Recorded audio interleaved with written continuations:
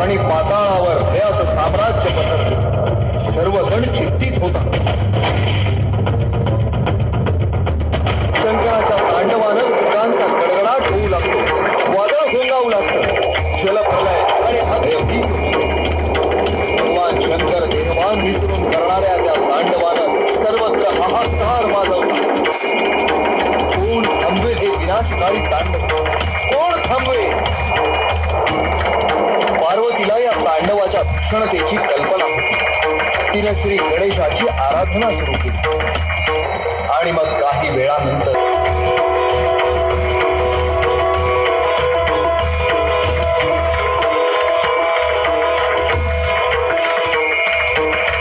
पार्वतीचं ते मनोहारी रूप पाहून भगवान शंकर आनंदित होता.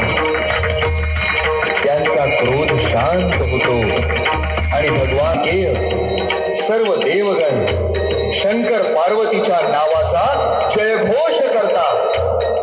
श्री गणेशाच्या प्रेरणेतून जगन्माता पार्वती शंकराला दर्शन देऊन या सृष्टीचं रक्षण करते.